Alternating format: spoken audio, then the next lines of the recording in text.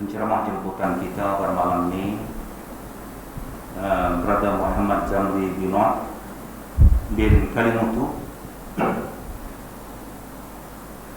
Tuan Imam yang kita hormati, ahli jawatan kuasa masjid, seterusnya jamaah Maghrib sekalian, Assalamualaikum warahmatullahi wabarakatuh.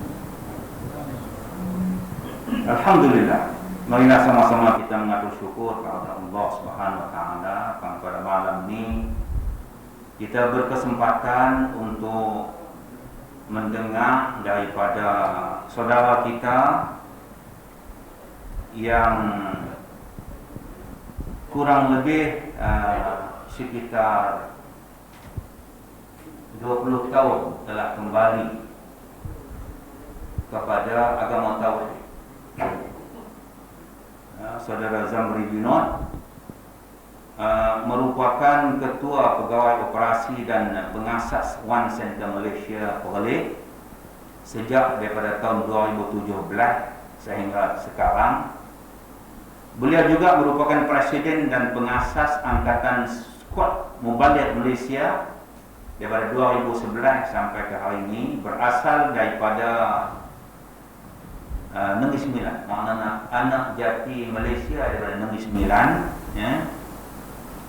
Merupakan anak murid Dr. Zakir Naik yang pertama.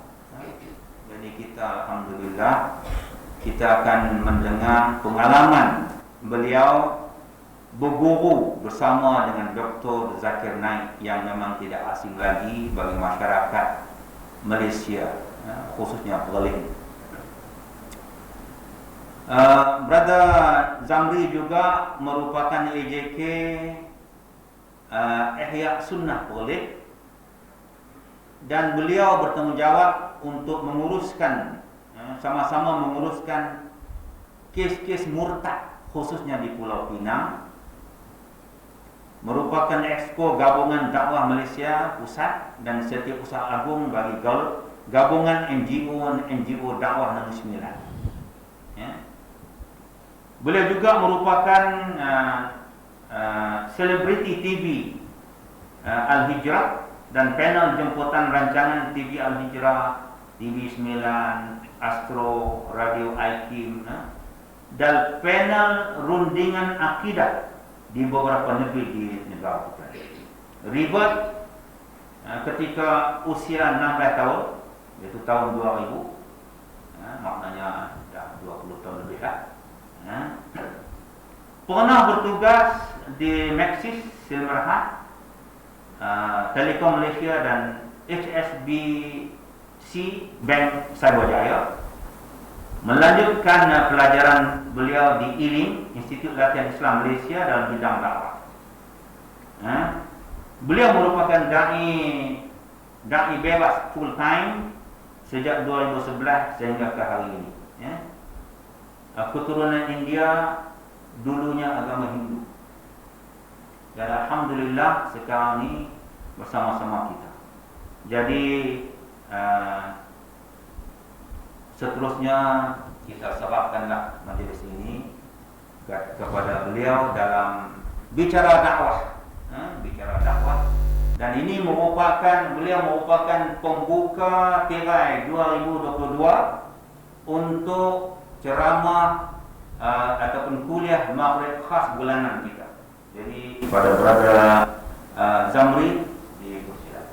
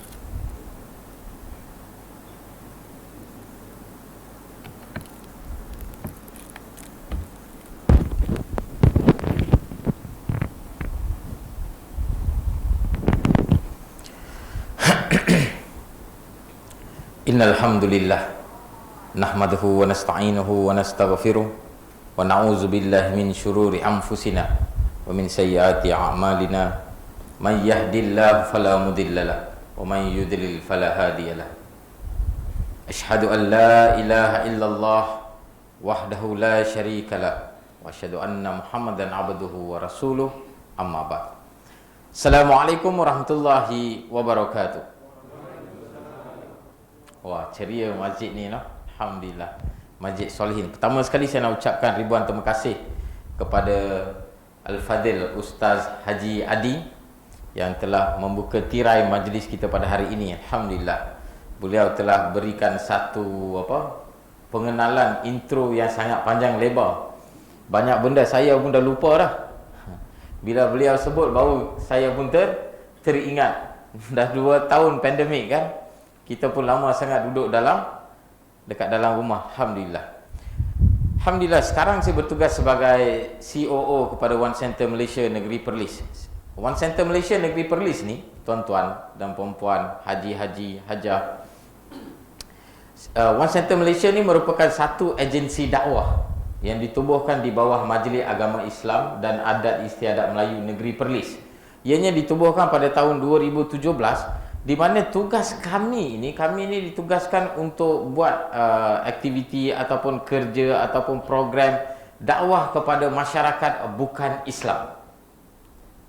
So itu tugas utama kami, dan kami juga ditugaskan untuk mengendalikan isu berkaitan dengan ribet ataupun mu'alaf, orang yang masuk Islam, yang baru masuk Islam dan sebagainya. Saya juga merupakan saya juga merupakan orang yang telah memeluk agama Islam pada tahun 2000 ketika usia saya 16 tahun. So basically itu tujuan asal One Center Malaysia ditubuhkan, dan kami so far alhamdulillah daripada tahun 2017 sampai ke sekarang telah melaksanakan pelbagai program yang mana kita telah buat. Cuma pada tahun 2000 akhir penghujung 2019 dengan 2020 2021 disebabkan pandemik, ada banyak program-program yang kami rancang tergendala dan kami tak dapat nak buat. So insya-Allah selepas daripada ni kita akan buat. Mungkin akan ada yang terfikir, pasal apa sebenarnya Majlis Agama Islam dan Adat Istiadat Melayu Negeri Perlis ni depa nak tubuhkan One Center Malaysia? Sebab apa kita kena dakwah dekat masyarakat bukan Islam dan sebagainya? Kan? Sebab rata-rata kalau kita lihat dekat Malaysia ini, kebanyakan program-program yang kita sinonim, yang selalu kita dengar, yang selalu kita lihat, baik di kaca televisyen, kan, baik di di corong radio ataupun di program-program di masjid, yang biasa kita dengar ini adalah program dakwah, tetapi dakwah kepada masyarakat Islam, kan, ataupun kita boleh sebut sebagai program-program islah. Ya, ini program yang menjadikan seorang Muslim itu jauh lebih baik, kembalikan mereka ke jalan yang jauh lebih elok. Mana orang Islam yang tak semayang, kita ajak mereka kepada semayang. Mana orang Islam yang mungkin tak tahu hukum-hukum fiqh dan sebagainya, kita perbincangkan tentang hukum-hukum fiqh dan sebagainya. Tetapi dekat negeri Perlis boleh dikatakan telah menubuhkan center untuk dakwah non-Muslim. Sebab apa, tuan-tuan? Sebab dia dakwah non-Muslim juga merupakan tanggungjawab kita bersama, kan? Dan tanggungjawab ini telah lama kita alpa ataupun dah kurang kita lakukan. Kalau kita lihat di zaman Rasulullah SAW, kan, apabila Rasulullah SAW mendapat wahyu dan sebagainya, dakwah pertama yang Rasulullah SAW buat adalah dakwah kepada masyarakat bukan Islam. Sebab apa? Yang ada pun hanya non-Muslim pada ketika itu. Betul? Betul kan? Dan kemudian kerja itu disambung oleh para sahabat radhiyallahu anhu. Mereka bertungkus lumus, mereka pergi ke negara-negara lain, korbankan masa mereka, korbankan diri mereka, korbankan nyawa mereka untuk memastikan agama Islam itu sampai ke serata dunia. Dan akhirnya keturunan tuan-tuan, saya sendiri, ramai di kalangan kita telah mendapat hidayah dari Allah Subhanahu Wa Taala disebabkan asbab apa yang telah mereka lakukan. Dan hari ini kita semua menjadi seorang Muslim, kita berada di rumah Allah Subhanahu Wa Taala dan telah menunaikan solat maghrib bersama. Semua ini dia jadi possible disebabkan pengorbanan di kalangan mereka-mereka yang ingin menyampaikan dakwah kepada masyarakat bukan Islam. Sebab tu saya rasa alhamdulillah syabas kepada Majlis Agama Islam dan Adat Istiadat Melayu Negeri Perlis kerana telah mengambil inisiatif untuk mewujudkan satu center khas untuk buat dakwah kepada masyarakat bukan Islam. Itu sedikit pengenalan berkaitan dengan One Center Malaysia Negeri Perlis. Saya sendiri Zamri Vinod dah berada di Perlis. Saya bukan asal di Negeri Perlis, tapi alhamdulillah sekarang telah pun menjadi Permustautin Negeri Perlis sejak 2017, telah pun berumah tangga. Saya alhamdulillah mempunyai 2 orang isteri dan mempunyai 4 orang anak. Seorang daripada isteri saya ni orang Perlis, seorang lagi orang Negeri Sembilan, dan kami sekarang menetap di Negeri Perlis dan saya sekarang bertugas di Perlis. Itu sedikit sebanyak tentang diri saya. Perjalanan dakwah saya ini tuan-tuan, dia bermula daripada Negeri Sembilan. Okay, bagaimana sebenarnya pengalaman dakwah ini boleh bermula? Hari ini kita nak bicara pasal dakwah sikit kan. So saya bagi sedikit pengenalan. Selepas tu mungkin kita boleh masuk sedikit bagaimana pengalaman saya berguru dengan Dr. Zakir Naik itu sendiri. Okey, sedikit pengalaman bagaimana saya berkecimpung dengan dunia dakwah ini. Dia bermula daripada Negeri Sembilan ketika saya belajar di Ilim. Waktu saya belajar dekat Ilim, saya ambil sains dakwah. So waktu itu kita ada banyak masalah yang kita dengar. Bila cakap pasal mu'alaf dan sebagainya, mu'alaf sepatutnya ada orang take care, kan, ada mu'alaf terabai, tak ada orang nak ambil tahu pasal mu'alaf. So timbul pelbagai persoalan. Dan apabila timbul semua persoalan ini, saya dengan beberapa rakan-rakan, kami pula fikir, kita semua duk cerita pasal masalah je. Orang ni patut buat ni, kan, Jabatan Agama patut buat ni, Jabatan Mufti patut buat ni, kan, Imam patut buat ini, orang masjid patut buat ini, karya masjid, kan, AJK patut buat itu, patut buat ini dan sebagainya. Tetapi kadang-kadang kita lupa dan alpa untuk tanya dekat diri kita, apa yang patut kita laksanakan untuk menyelesaikan masalah tersebut. Dan apabila kami mendengar masalah-masalah itu ketika belajar di Ilim, akhirnya kami tumbuhkan Skuad Mubalik. Dan kemudian bergeraklah Skuad Mubalik sebagai sebuah NGO pada ketika itu, dan kami buat juga banyak program-program membantu mu'alaf, pergi ziarah mu'alaf, kan, untuk tanya apa problem mu'alaf. Sebab apa tuan-tuan, kadang-kadang ada orang masuk Islam tuan-tuan, di kalangan mu'alaf yang masuk Islam, kita tahu dan kita gembira, kan. Biasanya masyarakat kita bila nampak ada orang masuk Islam, kita suka tak? Kita suka. Kita nak raikan dia, betul? Tetapi setelah kita raikan dia, selepas dia masuk Islam, kadang-kadang kita tak tahu apa jadi dengan dia. Ada juga banyak kes yang apabila kita pergi ziarah waktu dululah, bila kita pergi ziarah, kita dapati ada di kalangan mereka yang telah kembali ke jalan yang lama. Kesian tuan-tuan. Sebab apa? Sebab tak ada orang take care diorang, tak ada orang nak berikan bimbingan, tak ada orang nak memberi tunjuk ajar dan sebagainya, akhirnya menyebabkan mereka kembali. Banyak kes-kes begitu. So bila kami buat ziarah dan sebagainya, kami kembalikan dan kami dapat identify, ada yang kami dapat rectify dan ada yang kami dapat selesaikan masalah mereka. Okey, kembali kepada topik kita pada hari ini berkaitan dengan bicara dakwah. Tuan-tuan yang dimuliakan oleh Allah Subhanahu Wa Taala, ada ramai di kalangan masyarakat dekat luar sana yang tidak beruntung seperti mana tuan-tuan haji-haji dan perempuan yang ada dekat sini pada hari ini. Sebab apa saya kata mereka tidak beruntung? Sebab Allah Subhanahu Wa Taala telah berikan satu nikmat yang paling besar kepada tuan-tuan dan perempuan tanpa tuan-tuan dan perempuan minta, secara percuma. Iaitu nikmat apa tuan-tuan? Nikmat iman. Betul? Secara percuma, tanpa minta. Dan ada juga di kalangan mereka yang dekat luar sana, Allah Subhanahu Wa Taala telah tidak memberikan kelebihan tersebut dan telah melahirkan mereka dalam perut ibu-ibu yang tidak beriman kepada Allah Subhanahu Wa Taala. Kan? Dan apabila mereka dilahirkan dalam perut ibu yang tidak beriman kepada Allah Subhanahu Wa Taala, menyebabkan apa tuan-tuan? Menyebabkan mereka membesar sebagai seorang Hindu, ataupun membesar sebagai seorang Kristian, ataupun membesar sebagai seorang yang beragama Buddha dan sebagainya. Satu orang yang dia membesar, dia diberi didikan ajaran. Contoh, kalau satu orang yang membesar, dilahirkan sebagai Hindu, membesar sebagai Hindu, diberi didikan ajaran Hindu, duduk dengan masyarakat Hindu, kan, dikelilingi oleh orang-orang Hindu dan sebagainya, sudah tentu dia akan rasa Hindu adalah agama yang benar pada dia. Begitu juga dengan satu orang yang lahir sebagai Kristian, membesar sebagai Kristian, diberi didikan ajaran Kristian, duduk bersama dengan masyarakat Kristian, dia pun akan rasa agama dia adalah agama yang benar. Begitu juga satu orang yang dilahirkan sebagai seorang Islam, membesar sebagai seorang Islam, diberi didikan ajaran Islam, duduk dengan masyarakat Islam, dan akhirnya dia akan rasa agama Islam adalah agama yang benar. Namun yang untungnya dekat sini tuan-tuan, apabila orang yang dilahirkan dalam perut seorang ibu yang beragama Islam ini, mereka secara default telah pun berada di dalam agama yang benar. Betul?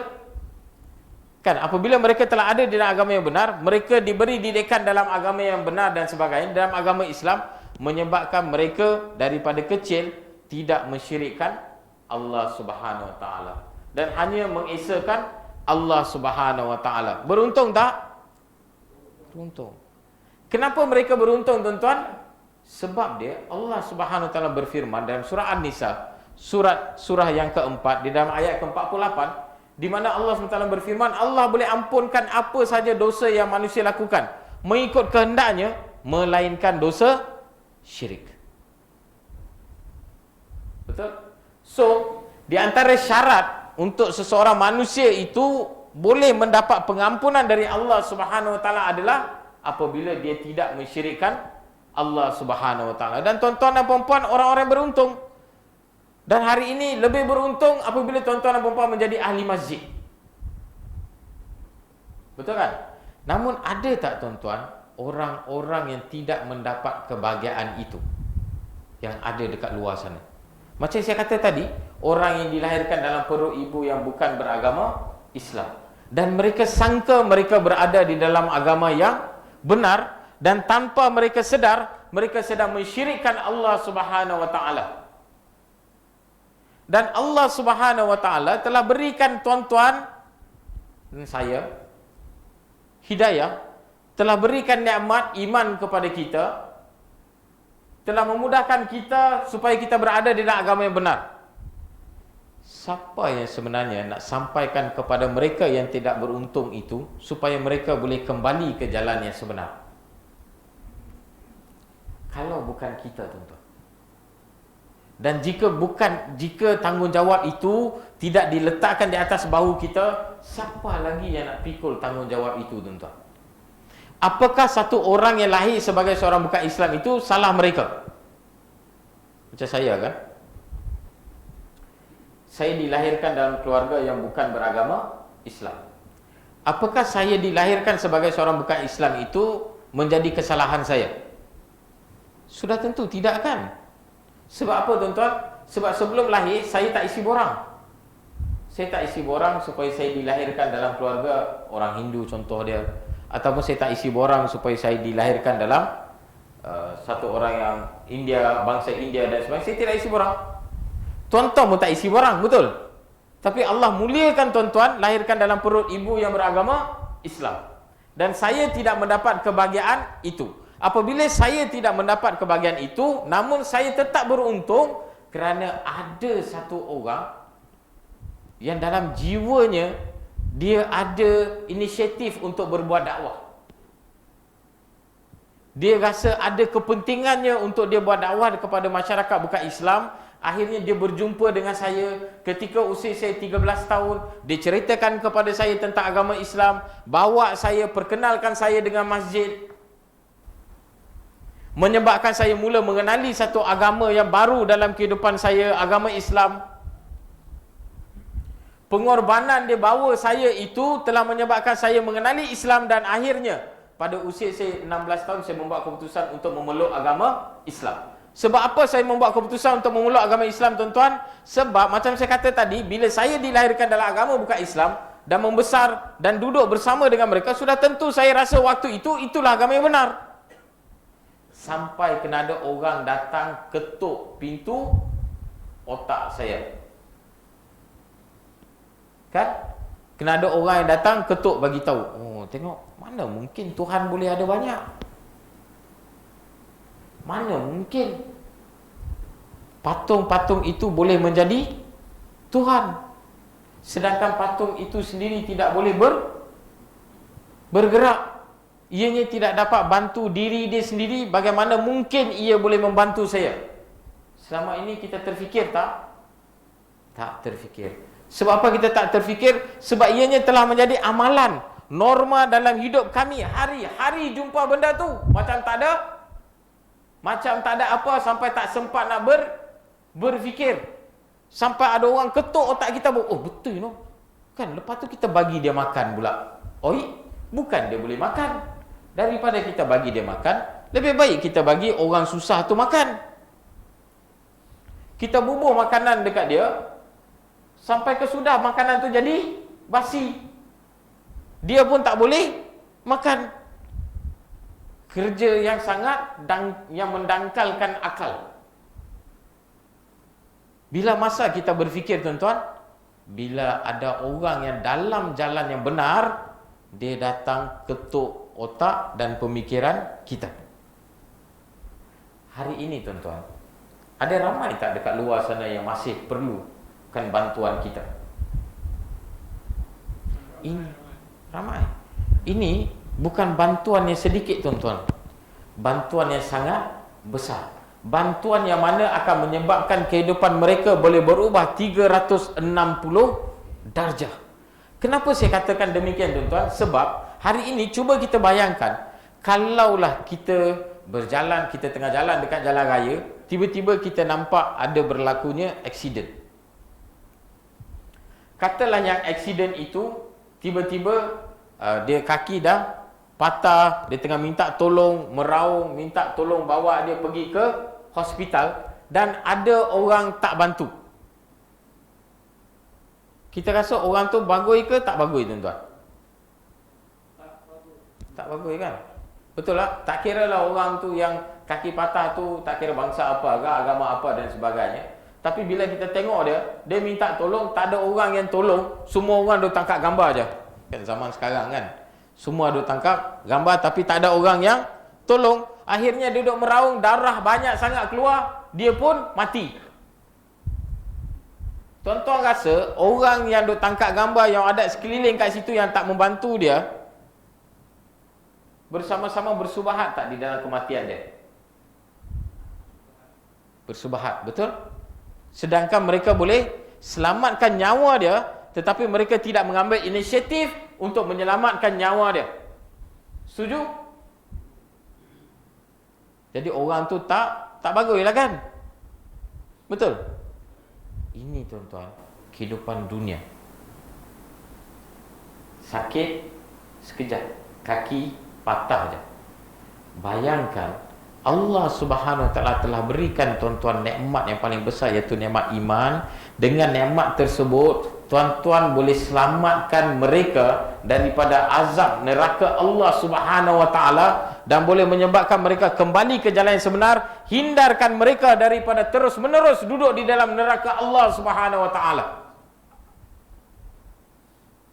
Dan hari-hari kita jumpa mereka, hari-hari kita minum teh dengan mereka, hari-hari kita kerja satu pejabat dengan mereka, hari-hari kita belajar dalam kelas bersama dengan mereka, hari-hari mungkin kita main bola dengan mereka, hari-hari kita berbual dengan mereka, hari-hari dia lalu depan rumah kita, kita pergi di pump station, dia tolong isi minyak untuk kereta kita, tapi kita tak terdetik untuk bagi tahu satu pun isi kandungan tentang agama yang sebenar. Bayangkan, tak pernah kita bawa dia, tuan-tuan. Kalau ada orang nak mati tadi, kita tak selamatkan pun, kita rasa benda tu tak bagus. Kalau ada orang luka, kita tak bantu untuk beri kesembuhan kepada dia pun, kita rasa tak bagus. Bayangkan ini, tuan-tuan, kita tahu dan kita sedar satu orang mensyirikkan Allah, tempat dia adalah di neraka. Tapi kadang-kadang kita buat tak tahu. Sebab apa kita buat tak tahu, tuan-tuan? Sebab kadang-kadang kita alpa dan kita lupa. Kadang-kadang kita lupa. Sebab apa kita lupa, tuan-tuan?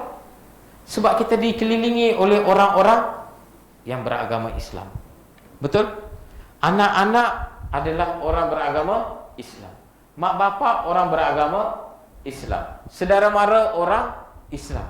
Kadang-kala kita lupa keperluan untuk kita nak sampaikan Islam itu kepada masyarakat bukan Islam. Perkara itu berlaku dalam kehidupan saya, tuan-tuan. Sebab apa saya kata perkara itu berlaku dalam kehidupan saya? Sebab setelah saya mengenali agama Islam itu, setelah saya dah mula yakin inilah dia agama yang benar. Sebab apa saya yakin ini agama yang benar, tuan-tuan? Sebab pada saya fikir mustahil Tuhan itu boleh resis. Kenapa saya kata Tuhan itu resis? Sebab masa saya kecil, bila saya tengok apa yang ada di hadapan saya nampak macam setiap bangsa ada Tuhan dia sendiri pula. Kan? Orang India ada Tuhan untuk dia. Tuhan dia pun macam dia juga. Kan? Orang Cina pula ada Tuhan dia. Tuhan dia pun macam dia juga. Kan? So orang putih pun ada Tuhan dia pun macam dia juga. Takkan Tuhan ni ada khas untuk dia punya bangsa je no? Padahal semua manusia itu sama aja, warna kulit je yang lain. Dan apabila saya belajar tentang Islam telah mengajar saya sesungguhnya God is only one. Tuhan itu hanya satu. Qul huwallahu ahad. Dan saya fikir sudah pasti Tuhan yang sama yang telah menciptakan saya adalah Tuhan yang sama juga yang telah menciptakan Acong. Tuhan yang sama yang telah menciptakan saya dan Acong juga adalah Tuhan yang sama telah menciptakan Ramasamy. Tuhan kita kongsi satu dunia ini, tuan-tuan. Semua alam semesta ini kongsi Tuhan yang sama. Ini antara perkara yang telah membawa saya kepada Islam dan menyebabkan saya nak memeluk agama Islam. Dan waktu bagaimana sebenarnya saya boleh memeluk agama Islam ketika usia saya 16 tahun, tuan-tuan? Sebab pada peringkat awal saya ingat tunggu umur 18 tahun baru nak masuk Islam. Tapi apabila saya tahu tentang ayat tadi, surah An-Nisa di mana Allah SWT firman Allah boleh ampunkan apa saja dosa yang manusia lakukan melainkan dosa syirik. Waktu itu saya jadi takut. Sebab apa saya jadi takut? Sebab saya fikir waktu itu, pemahaman saya pada ketika itu, saya fikir masuk Islam ini dia mesti kena ada saksi, kan? Kena ada saksi, kena ada orang apa semua baru dikira sebagai masuk Islam. Kita kena syahadah. Bila ada majlis tersebut, selepas majlis itu barulah saya fikir saya officially jadi seorang Muslim. Saya fikir begitu. Sedangkan apabila saya dah yakin, saya dah syahadah, saya dah mula semayang, dalam semayang pun saya bersyahadah, kan? Saya memang dah Islam lah pada ketika itu sebab saya memang dah yakin dengan Islam. Namun disebabkan majlis itu, saya fikir bila ada pada waktu itu, saya fikir bila ada majlis itu baru dikira sebagai masuk Islam. Saya jadi takut. Sebab saya sangka saya belum lagi masuk Islam official. Saya takut kalau saya mati, apa akan berlaku dengan saya. Sebab apa, tuan-tuan? Sebab hidup ni, tuan-tuan, dia macam pokok nyok. Biasanya buah nyok yang jatuh tu buah nyok yang dah tua, betul? Betul, Haji? Betul kan? Tak betul.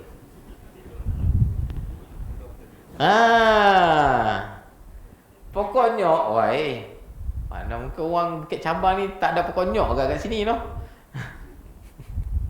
Buah nyok mana ada yang tua je jatuh, yang muda pun jatuh, kan? Kadang-kadang hak yang bunga pun jatuh. Macam itulah hidup kita, kan? Tak ada orang yang boleh bagi garanti bila kita akan mati.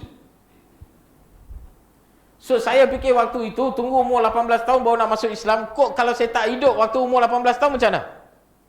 Tak masuk Islam lagi ni? Takkan nak masuk neraka? Takut. So saya bagi tahu dengan pakcik yang bawa saya kepada Islam tu, saya kata, saya tak mau tunggu, saya nak masuk Islam. Dan akhirnya dia bawa saya pergi masuk Islam dan daftarkan saya sebagai seorang Muslim, tanda tangan sebagai penjaga dan sebagainya. Ada banyak lagi lah, saya pendekkan cerita kepada perkara tersebut. Namun tuan-tuan, selepas saya masuk Islam itu yang menjadi turning point.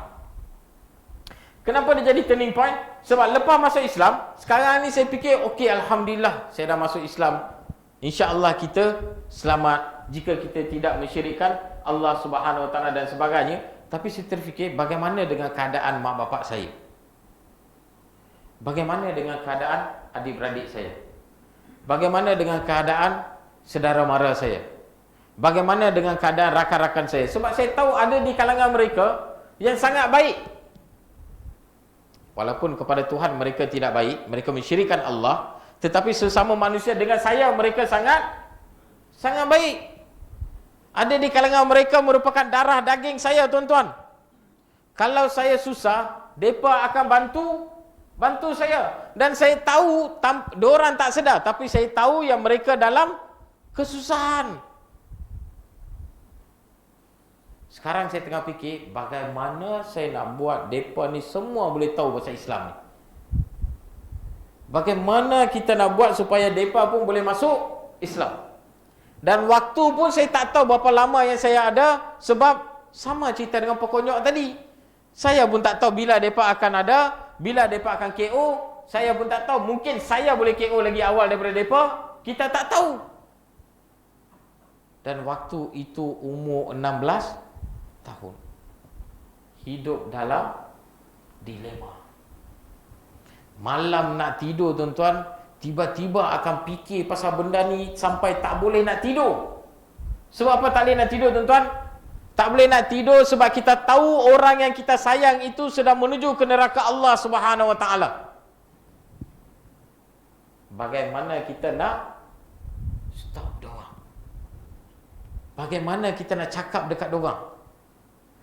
Nak cakap, tuan-tuan, nak dakwah ni, nak bagi tahu dekat orang yang kita kenal ni, jauh lebih susah daripada kita nak bagi tahu dekat orang yang kita tak kenal. Setuju kan? Nak buat dakwah dekat ahli keluarga kita ni lebih susah daripada kita nak buat dakwah dekat orang yang kita tak kenal. Setuju? Setuju. Dan bayangkan bagaimana saya nak bagi tahu dekat ahli keluarga saya apa yang mereka buat tu salah. Jangan syirikkan Allah. Kembalilah mengabdikan diri kepada Allah.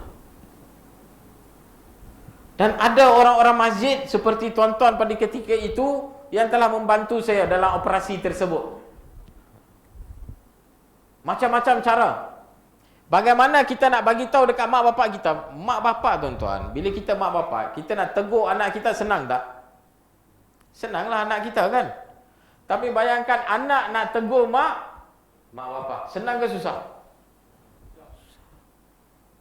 Takkan kita nak bagi tahu dekat bapak kita kan, mak kita, mom, dad, you know what you do is wrong. Apa yang kamu buat adalah salah.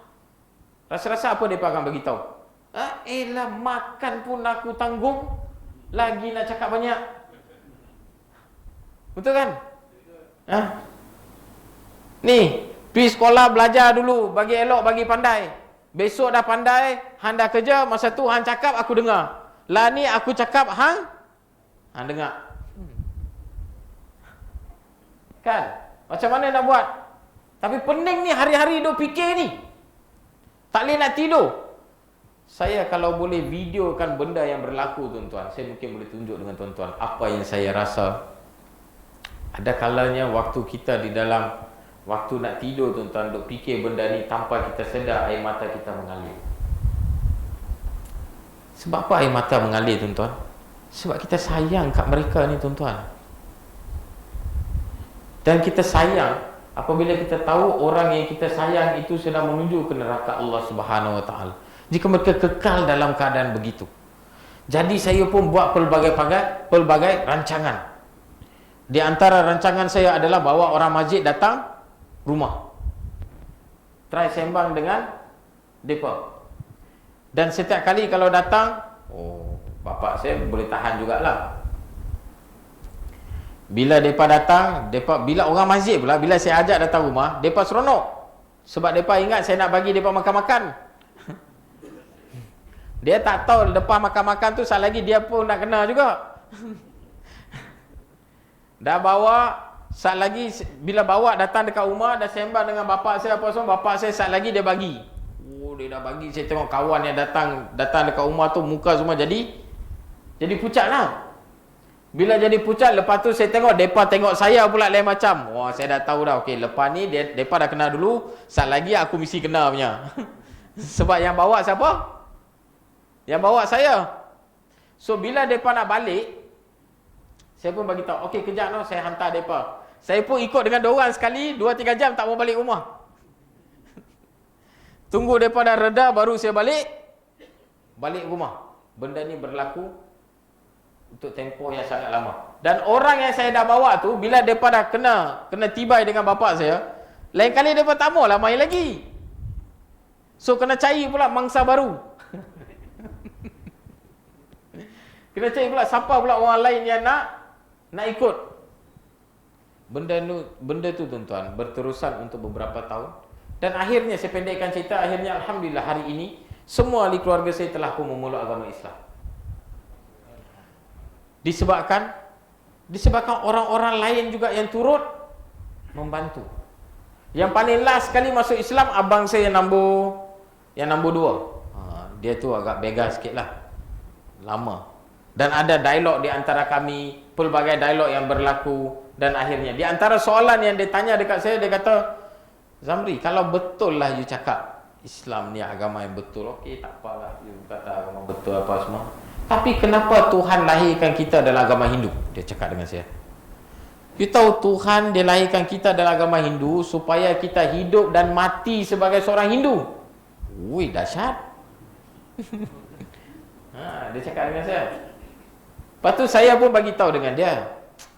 Tengok, kadang-kadang Tuhan dah bagi kita otak supaya kita boleh berfikir dan kita boleh cari apa yang terbaik untuk diri kita. Kalau itulah hujah kita, saya bagi tahu dengan dia, Tuhan telah lahirkan kita dalam keadaan bogel. Apakah Tuhan nak kita hidup dan membesar sebagai bogel? Siapa yang pakai baju lah ni? Tuhan, dia dah bagi kita otak, bukannya apabila kita dilahirkan dalam keadaan begitu, bukan bermaksud Tuhan nak kita hidup dan membesar sebagai begitu. Sebab tu Tuhan bagi kita otak supaya kita boleh berfikir.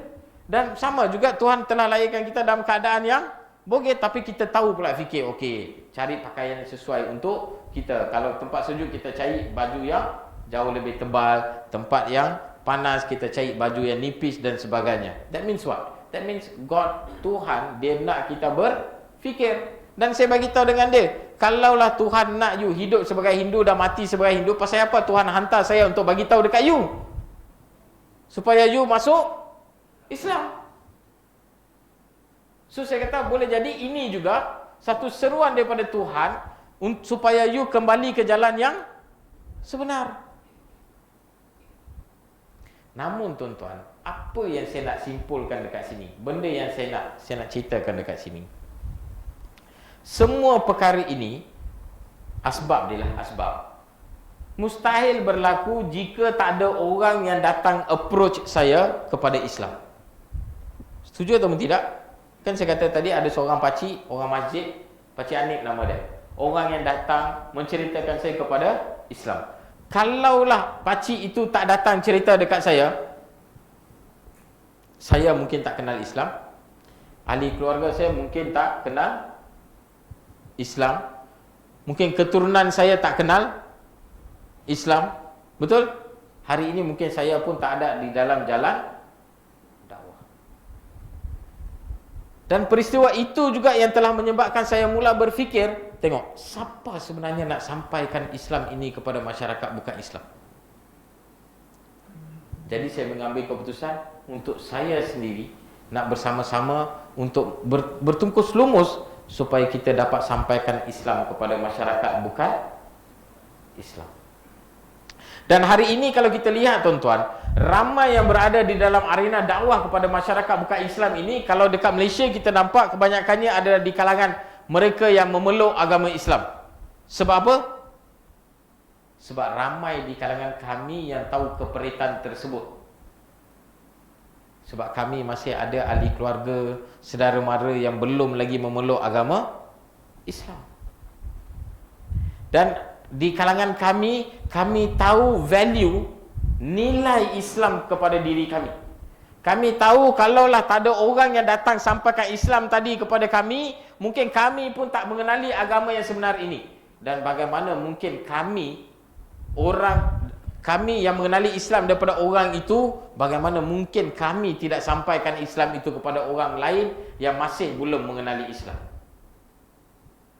Sebab tu ada di kalangan kami yang bergiat dan bertungkus lumus untuk buat kerja dakwah sampaikan Islam kepada masyarakat bukan Islam. Namun ada juga beberapa figure kalau kita lihat di dalam dunia ini yang buat dakwah juga kepada masyarakat bukan Islam, tapi mereka bukan di kalangan orang yang memeluk agama Islam. Mereka adalah di kalangan orang yang lahir Islam. Dan mereka dikenali di serata dunia, tuan-tuan. Yang pertama siapa? Syekh Ahmad Didat. Kalau kita lihat di abad yang ke-21, Syekh Ahmad Didat merupakan satu figure yang sangat famous bila kita cerita tentang dakwah. Pada ketika mana tahun 1960-an, 70-an dan sebagainya, tahun 1950-an dan sebagainya, ketika beliau sedang tengah buat dakwah, waktu itu berlakunya pelbagai serangan kepada agama Islam. Bukan serangan berdelan bom dan sebagainya, tetapi serangan-serangan daripada missionary Kristian contohnya. Mereka datang, pergi berlaku waktu zaman-zaman penjajahan berlaku bersama dengan penjajah-penjajah ini, mereka sebarkan agama Kristian, agama-agama mereka. Mereka jumpa dengan orang-orang Islam, mereka debate dengan mereka, mereka sampaikan berita-berita palsu dan menyebabkan ramai yang murtad kepada agama Kristian. Itu waktu Syekh Ahmad Didat bangkit. Dan ketika dia bangkit, ramai sangka, tuan-tuan, dia adalah orang yang masuk Islam. Dia bukan orang yang masuk Islam. Dia adalah orang seperti tuan-tuan, orang yang lahir sebagai Islam, tetapi dia nak mempertahankan Islam. Jadi dia belajar tentang agama Kristian. Dia memang boleh dikatakan memang master dalam agama Kristian. Dan dia mula patahkan serangan-serangan daripada orang-orang missionary Kristian. Pelbagai tomahan, tuduhan yang dilemparkan kepada Islam, dan dia jawab. Dia buat debate, dia buat public speech, dan dia berdebat dengan paderi-paderi Kristian dan sebagainya. Video kaset beliau menjadi sangat famous. Ramai orang pada ketika itu, ini zaman-zaman video kaset, ramai orang disebabkan video kaset tersebut yang memeluk agama Islam, tuan-tuan, hanya dengan melihat video kaset beliau. Dan dia pernah datang ke Malaysia, kalau tak silap saya 1989. Pernah datang ke Malaysia dan pernah buat ceramah dekat Malaysia. Dan kemudian daripada beliau lahir lagi satu orang tokoh yang hari ini duduk dekat Malaysia. Siapa dia, tuan-tuan? Dr. Zakir Naik. Bagaimana Dr. Zakir Naik sebenarnya boleh berkecimpung dalam dunia dakwah ni, tuan-tuan? Beliau merupakan seorang medical doctor. Dan akhirnya apa yang berlaku ketika beliau dia memang cita-cita nak jadi medical doctor, kemudian datang Syekh Ahmad Didat pergi ke India untuk buat dia punya ceramah, dan di antara yang menganjurkan ceramah tersebut adalah bapa Dr. Zakir Naik. Dan waktu menganjurkan program tersebut, mereka nak cari volunteer, minta Dr. Zakir Naik untuk jadi driver kepada Syekh Ahmad Didat, bawa pergi ceramah, bawa pergi tempat tu apa semua. Dan waktu di dalam perbincangan mereka di dalam kereta, waktu drive dan sebagainya, banyak perkara yang mereka bincangkan, akhirnya menyebabkan Dr. Zakir Naik pun nak jadi pendakwah. Beliau pun mula buat pelbagai kajian berkaitan dengan agama Hindu, agama Kristian dan sebagainya. Dan beliau juga mula buat ceramah. Beliau mula menjadi orang mula kenal beliau. Saya, tuan-tuan, waktu itu adalah waktu-waktu permulaan. Waktu saya mula-mula masuk Islam, saya pula mula mengenali dengan figure-figure ini. Figure-figure di dalam perbandingan agama. Dan saya juga mengenali Dr. Zakir Naik. Beliau tak kenal saya lah waktu tu. Saya kenal dengan beliau. Sebab apa? Sebab saya nak buat dakwah, kan? Bila saya nak buat dakwah, tengah cari macam mana nak buat dakwah ni, kita tahu, okey, salah satu kaedah yang diajarkan dalam agama Islam adalah melalui kaedah perbandingan agama. Kenapa kita kata begitu? Sebab Allah SWT firman dalam surah Al-Imran ayat ke-61, di mana Allah SWT firman, Qul ya ahlal kitab ta'alu ila kalimatin sawa'in bainana wa bainakum Allah na'budu illallah wa la nusyrika bihi syai'an wa la yattakhidha ba'duna ba'dan arbaban min dunillah fa in tawallaw faqulu syahadu bi anna muslimun. Di mana Allah Subhanahu wa taala berfirman supaya kita ajak kepada orang-orang ahli kitab kepada persamaan. Persamaan apa tuan-tuan? Di mana kita hanya menyembah dan mengesakan Allah Subhanahu wa taala. Dan kalau kita nak tahu perkara itu, kita perlu tahu juga dalam kitab-kitab agama-agama yang lain. Sebenarnya bila kita tengok dalam kitab-kitab agama lain, kita akan dapati di dalam kitab mereka juga mengatakan that God is only one. Tuhan itu esa. Tuhan tidak ada rupa. Tuhan tidak menyerupai sesuatu apapun. Dan kemudian Dr. Zakir Naik buat kajian berkaitan dengan agama Hindu pula. Sebelum itu Syekh Ahmad Didat buat berkaitan dengan Kristian. Saya pula disebabkan ahli keluarga, saudara mara, rakan-rakan banyak yang beragama Hindu, saya pun minatlah untuk tengok semua yang Dr. Zakir Naik punya. Dan satu hari saya pun duk fikir, kalau boleh saya nak jumpa dia. Tak pernah pun saya sangka tuan-tuan yang mana saya akan menjadi anak murid beliau. Tak pernah terfikir. Saya punya fan, saya minat dengan Dr. Zakir Naik ni sampaikan anak saya namakan sempena dengan nama beliau. Anak saya yang pertama nama dia Zakir. Bukan Zakir Naik lah, Zakir Vinod. Sebab nama saya Vinod kan. So saya namakan dia Zakir Vinod. Begitu punya minat nak belajar dengan dia.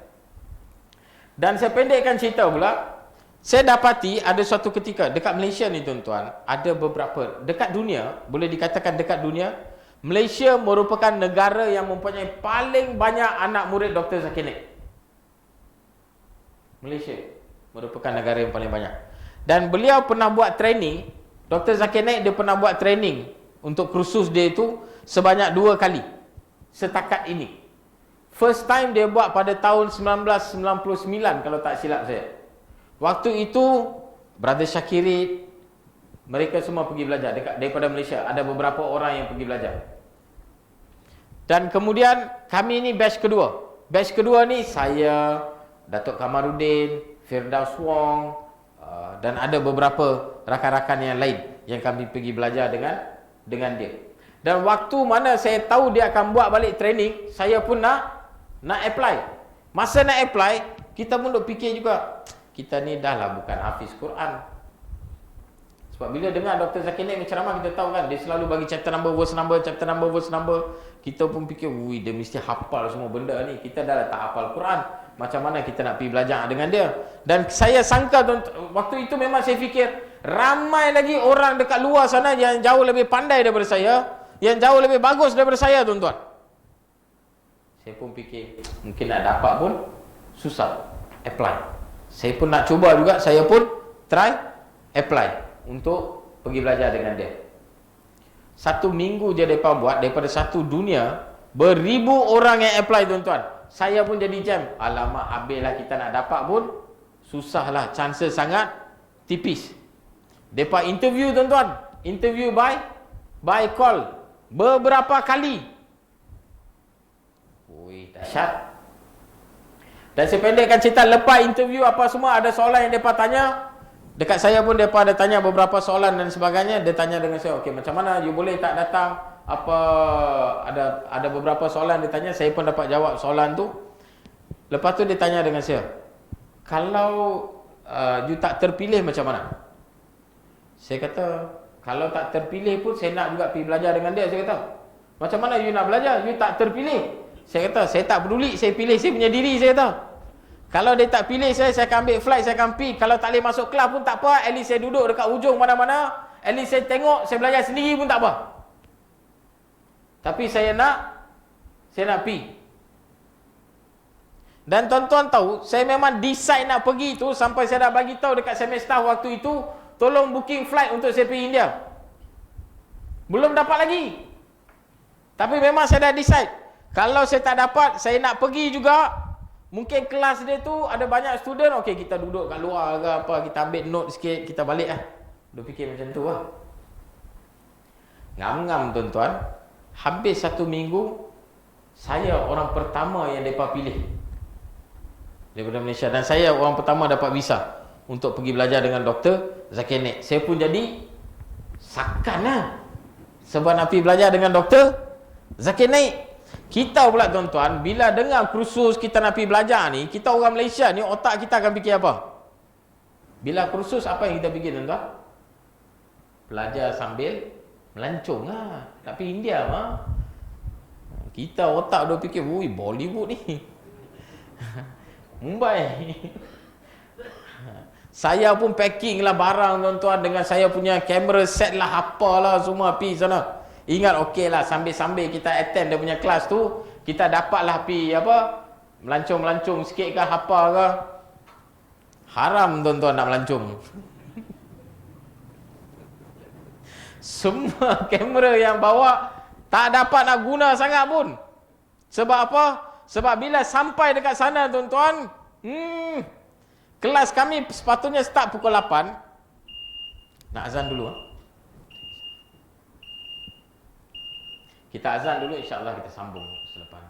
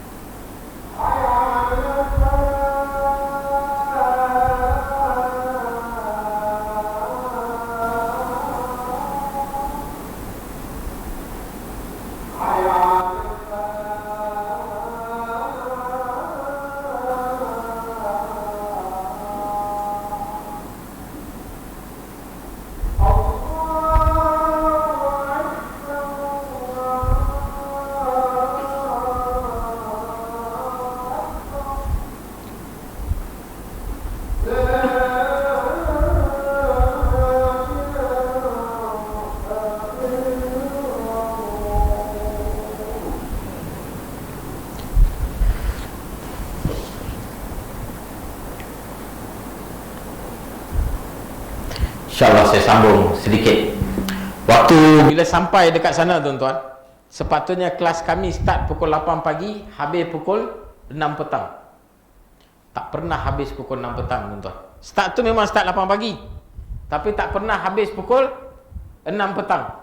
Pernah kelas kami ni tuan-tuan habis pukul 3 pagi.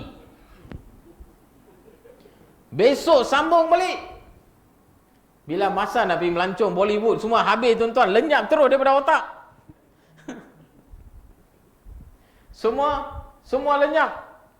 Bayangkan tuan-tuan, kita orang start dan kemudian hari-hari ada homework. Homework dia bagi bukan homework calang-calang. Homework bila dia bagi, kami kena hafal. Saya, di antara pengalaman saya tu, saya juga orang pertama yang mereka pilih, dan saya juga orang pertama yang kena tibai dengan Dr. Zakir Naik. Masa duduk dekat sana hari pertama tu kan, style kita orang Malaysia biasalah kan. Bila pergi belajar, mereka bagi homework, homework kita buat sekadar kita boleh, lepas tu kita sangka baguslah, ni kita dah buat yang ni pun jadi lah. Daripada langsung tak buat. Dia pun bagi homework. Besok tu dia tanya, dia bagi surah-surah kena hafal ni tuan-tuan. Kena hafal, besok kena present. Kita pun ingat bila kena present tu setakat biasa tak apa. Ini besok dia tanya seorang-seorang. Kau bagi homework. Kamera tengah syuting ni. Kita jadi jam crank. Macam mana nak buat ni? Seorang-seorang kena bagi. Saya pun dah bagi mana yang saya hafal. Ada beberapa benda saya tak hafal. Ui, kena tiba tuan.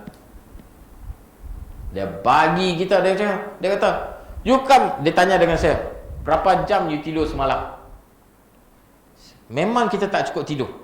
Sebab kelas habis lewat, balik kita nak buat homework lagi, lepas tu tidur, pagi pukul 5 dah kena bangun tuan-tuan. Pagi pukul 5 dah kena bangun, lepas tu kena sarapan apa semua gedebak-gedebuk, pukul 8 kelas start, pukul 7 dah kena tunggu bas. Memang tak ada masa. Saya pun bagi tahu dengan dia, saya kata saya tidur dalam 4 atau 5 jam. 4 atau 5 jam, kita pun fikir 4-5 jam sikit mana cukup. Dia pula tanya, you sleep 4 hours? You come for holiday? Saya pun, 4 jam orang kata aku main untuk jalan-jalan apa Tidur pun 4 jam saja. Dia kata kita tidur 4 jam tu dah kira cukup apa? Cukup lama. Saya dalam hati saya fikir 4 jam apa? Kita dulu 8 jam tak cukup, kita kodok, kita main tidur. Sampai sini 4 jam je, stres tuan-tuan. Ya Allah, hari-hari begini. Lepas tu dia tanya, dah hafal semua? Saya dah bagi tahu, adalah beberapa yang saya tak hafal. Lepas tu dia tanya, pasal apa tak hafal? Saya kata semalam tidur pun tak cukup. You datang macam nak datang apa? Bercuti. Lepas tu kata tidur tak cukup, lepas tu tak hafal. Lepas tu dia kata, kalau ada orang lain yang boleh hafal, pasal apa you tak boleh hafal? Kalau Allah bantu orang itu untuk hafal, pasal apa Allah tak bantu you untuk hafal? Sebab you tak bekerja keras. Waktu dia bagi kita tu tuan-tuan, kamera semua duk main hala dekat kita punya muka, buat kita lagi tension tu. Kita pun jadi tension. Bayangkan hari-hari begini tuan-tuan. Saya punya tension tak boleh tahan. Sampai saya makan naik sampai jadi 80 lebih kilo. Duduk kekal sampai lani Tak boleh tahan. Dan bila kita sangka kita belajar macam tu, bila kita tengok dia lagi dahsyat daripada kita tuan-tuan. Dia tidur 1 hari 2 jam ke 3 jam dia tidur. Dia cikgu. Pagi dia dah sampai, dia akan start, lepas tu dia ada dia punya shooting pula. Waktu dia tengah shooting tu, orang tengah adjust, dia boleh pula sempat tidur. Lepas tu dia bagi kita homework, kita kena buat ceramah kita, dia akan tengok. Dia akan dengar ceramah kita. Dia duduk macam ni, kita tengah ceramah kat sana, dia bagi stage kita memang dahsyat tuan-tuan. Kita tengah ceramah, kita ingat dia tengah tidur. Saat lagi kita dah silap sikit, Zamri, tak tidur pula. Kantoi.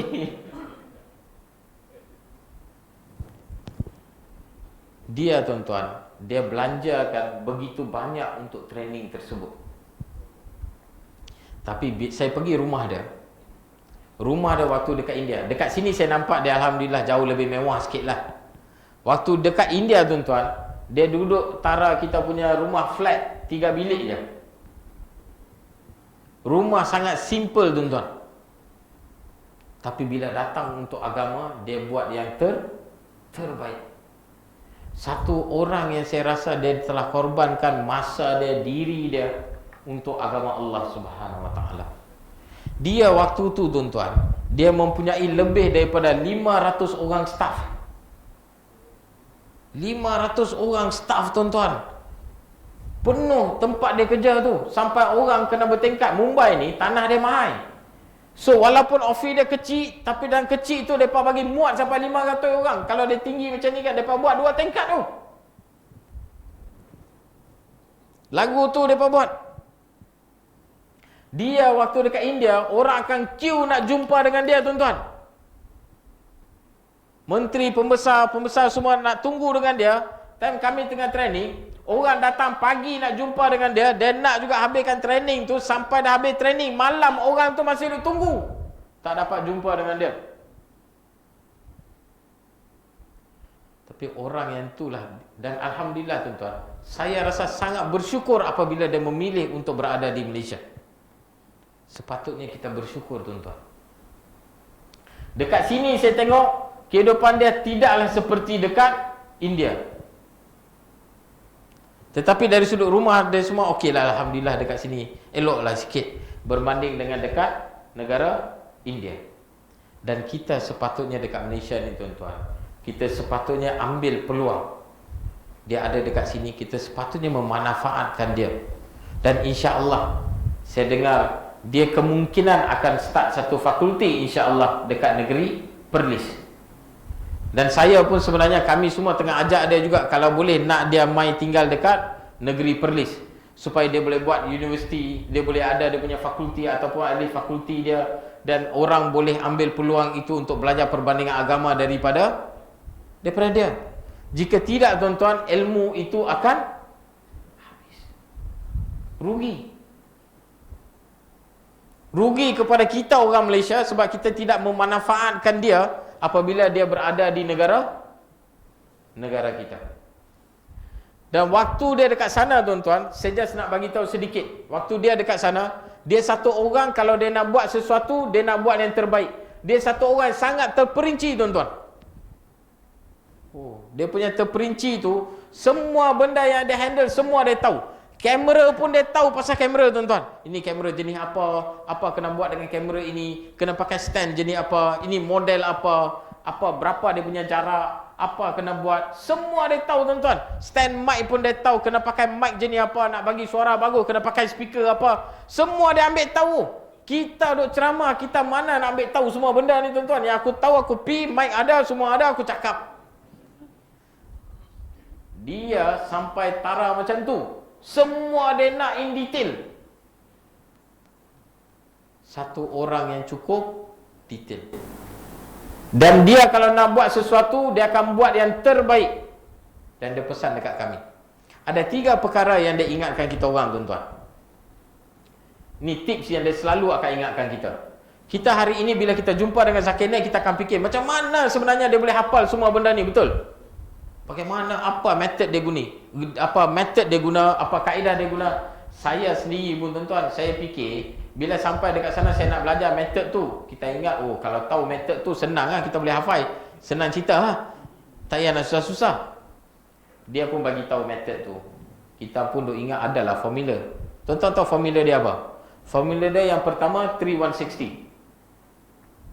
Surah Al-Imran ayat ke-160. If Allah Subhanahu Wa Taala help you, none can overcome you. But if Allah Subhanahu Wa Taala forsake you, who is there to help you? So that the believers put their trust to Allah Subhanahu Wa Taala. Dia kata, jika Allah Subhanahu Wa Taala bantu kamu, tak ada siapa yang boleh menghalangnya. Dan jika Allah Subhanahu Wa Taala tidak membantu kamu atau membiarkan kamu, siapakah yang boleh membantu kamu?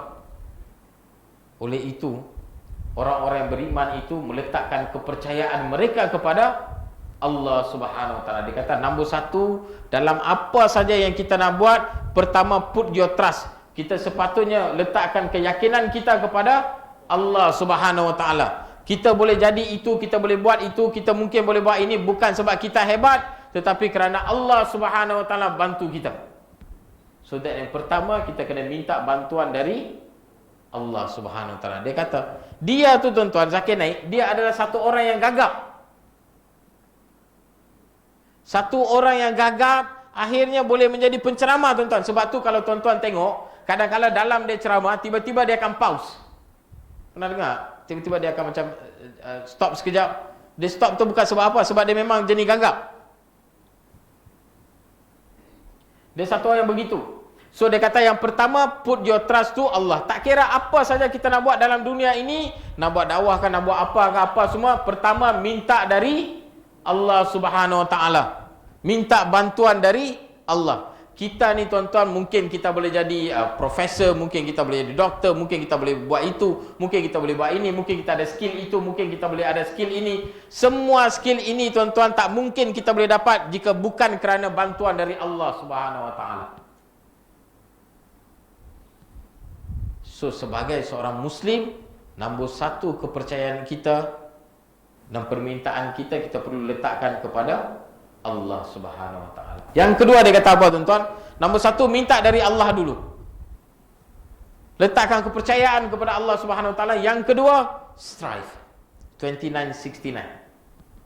Surah Al-Ankabut chapter 29 verse number 69. Dia kata apa? Dia kata, if you strive in the pathway, Allah will open the path for you.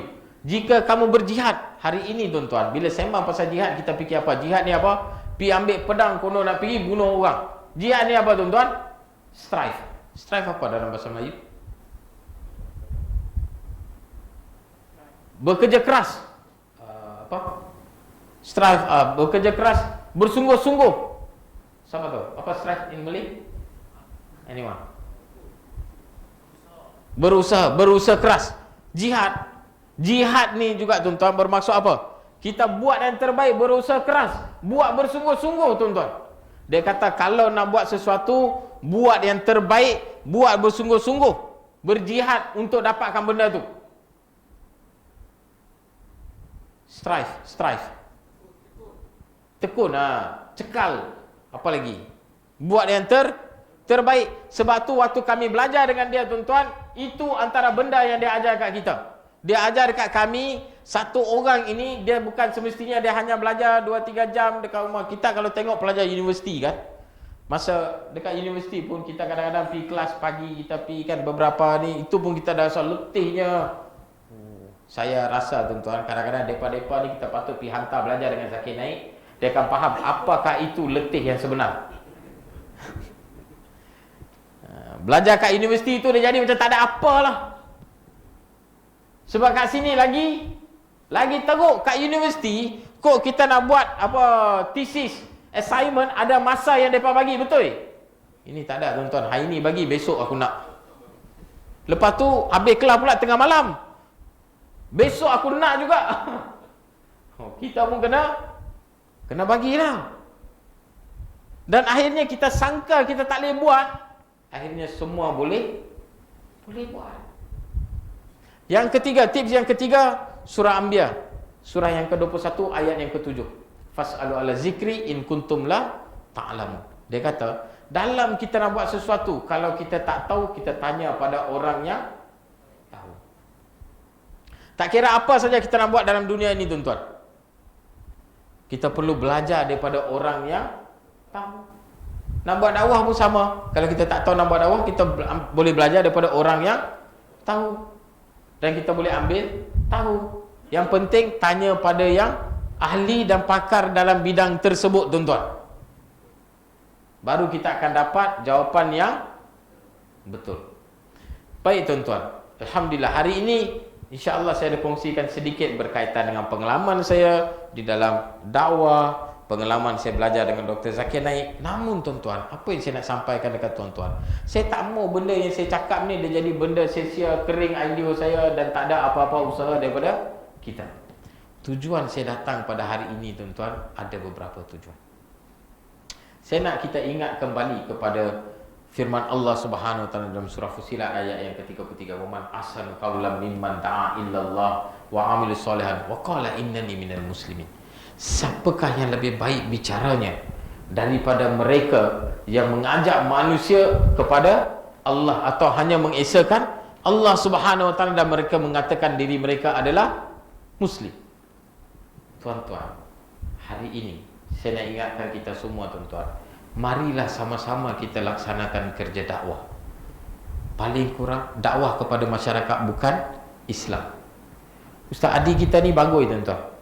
Saya lupa nak cerita sikit. Beliau ni banyak buat dakwah dekat Thailand, terlibat dengan kerja-kerja dakwah dekat Thailand, dan ada ramai orang masuk Islam atas usaha beliau yang sedikit. Banyaklah usaha yang banyak yang menyebabkan orang masuk Islam. Bayangkan tuan-tuan, satu orang yang mengenali kalimah La ilaha illallah Muhammadar Rasulullah daripada beliau. Hari ini apa saja amalan yang orang itu buat tuan-tuan? Ustaz Adi dapat tak? Dapat. Selagi mana mereka masih sembahyang, mengabdikan diri, mengesahkan Allah Subhanahu Wa Taala, selagi mana generasi dia buat perkara tersebut tuan-tuan, pahala itu semua akan pergi dekat beliau tuan-tuan. Kita ni tuan-tuan, kita beribadah kepada Allah Subhanahu Wa Taala, kita semayang, betul? Kita mengabdikan diri, kita buat macam-macam, kita berpuasa, kita bayar zakat, betul? Kita berzikir, kita baca Quran, semua ni kita buat sebab apa tuan-tuan? Sebab kita nak dapat ganjaran daripada Allah Subhanahu Wa Taala. Sebab kita nak dapat rahmat daripada Allah Subhanahu Wa Taala. Sebab kita nak dapat pahala daripada Allah Subhanahu Wa Taala, betul? Betul kan? Betul. Kalau kita rasa kita nakkan pahala yang lagi banyak tuan-tuan, maka semua daripada kita ni perlu buat dakwah kepada masyarakat bukan Islam. Sebab ganjarannya begitu luas tuan-tuan. Semut tuan-tuan, satu semut yang hanya bagi tahu dekat kaum dia semut lain selamatkan diri daripada tentera Nabi Sulaiman yang nak datang. Hatta perkara itu pun Allah Subhanahu Wa Taala ceritakan di dalam Al-Quran. Dan bayangkan satu manusia jika hidup dia rasa dia nak selamatkan semua orang daripada azab Allah Subhanahu Wa Taala. Cuma tuan-tuan, dalam kita nak buat dakwah ni, kita akan fikir, bagaimana aku nak buat dakwah ni? Okay, aku tak tahu, bukan tak nak buat. Kita tak tahu, takut tersalah, takut tersasul, takut orang salah faham dan sebagainya. Betul? Okay. Namun tuan-tuan, apa yang saya nak bagi tahu dekat sini, buat dakwah dalam lingkungan kemampuan kita. Saya bukan kata semua orang kena buat dakwah macam Syekh Ahmad Didat, semua orang kena jadi macam Zakir Naik, semua orang kena chapter number, chapter number, tidak. Tetapi paling kurang, kita ada fikrah dakwah itu, kita buat dakwah dalam kemampuan mana yang kita mampu. Kalau kita ada risalah Islam, kita ambil risalah Islam, kita boleh bagi risalah Islam. Perlu cakap ke tuan-tuan? Cakap pun tak perlu. Kalau takut nak jumpa, nak bagi tuan-tuan, ambil masuk dalam postbox dia orang. Kalau ada rakan bukan Islam, contoh kalau dia orang Thailand, orang Siam, beli Quran dalam bahasa Siam, jadi dia tahulah makna dia kan. Bungkus elok-elok, pergi bagi dekat dia hadiah. Sebelum dia buka, cabut tuan-tuan. Sebab kalau dia dah buka, nanti dia akan tanya banyak. Pasal apa bagi Quran apa semua? Cabut dulu, besok dia akan tanya dekat kita, semalam dia bagi Quran kenapa dia bagi Quran? Ya, kita sudah lama kawan. Ini Quran ni, ini adalah mesej yang Tuhan nak bagi dekat kita, bukan hanya kepada orang Islam saja tahu. Ini mesej untuk semua manusia, termasuk untuk you. So ini apa Tuhan mau cakap dekat you. You baca, tengoklah apa Tuhan mau cakap. Kalau ada benda dia tak faham, dia tanya, kita boleh bagi tahu. Kalau ada benda you tak faham, you boleh tanya dekat kita. Tiba-tiba dia tanya dekat kita benda yang kita pun tak faham, macam mana? Sebab ramai yang risau yang tu kan. Risau kan, tiba-tiba kalau ada non muslim tanya kita, kita tak tahu macam mana kita nak buat. Tuan-tuan jangan risau. Kalau tak tahu cakap, tak tahu, jangan goreng. Kalau goreng kena tak apa, goreng hangus lagi satu hal. Kalau tak tahu, bagi tahu dengan dia, oh you have asked a very good question, soalan cukup bagus, soalan you ni buat saya pun berfikir. Bagi saya masa sikit, saya akan dapatkan jawapan, saya akan datang kembali pada kamu. And dia pun akan rasa, kawan ni dia bagus, dia jujur, dia tak main goreng dengan kita. Boleh tak buat? Simple kan? Simple.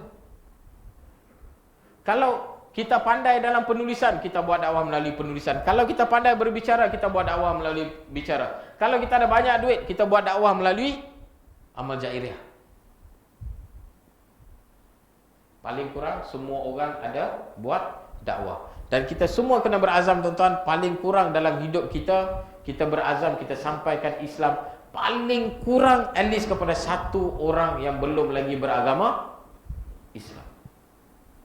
Mudah-mudahan tuan-tuan, dengan usaha kita yang kecil itu, Allah Subhanahu Wa Taala berikan hidayah kepada masyarakat bukan Islam.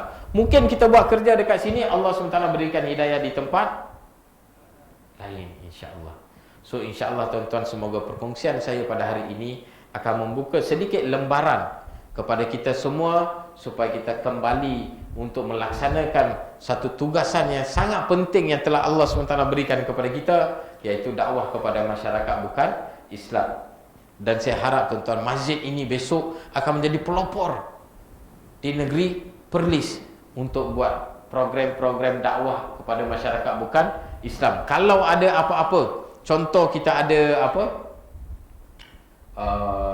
function-function raya ke, puasa ke dan sebagainya, kita boleh bungkus sedikit hadiah kan. Bersama dengan itu kita boleh selitkan sedikit risalah berkaitan dengan Islam. Pergi cari rumah-rumah masyarakat bukan Islam yang ada di Khairiah ni, boleh bagi hadiah kepada mereka. Sambil dengan itu mungkin dia boleh baca sikit, mungkin dia terbuka pintu hati. Boleh buat satu program dekat masjid ini, ajak orang-orang bukan Islam datang ke masjid, boleh sampaikan sedikit mesej tentang agama Islam. Kerja kita hanya menyampaikan risalah tuan-tuan, menyampaikan kebenaran. Kalau lepas kita bagi tahu mereka tak mau terima, itu bukan lagi urusan kita. Urusan kita telah pun selesai. Semoga dengan perkongsian ini insya-Allah akan membuka sedikit lembaran kepada kita bersama-sama berniat untuk buat dakwah kepada masyarakat bukan Islam. Wahiru da'wana assalamualaikum warahmatullahi wabarakatuh. Waalaikumsalam warahmatullahi wabarakatuh. Alhamdulillah, banyak benda yang kita dapat pada malam ini. Saya cuma nyaksikan Rasulullah SAW ada menyatakan kepada kita, la yahdi Allahu bika rajulan wahidan khair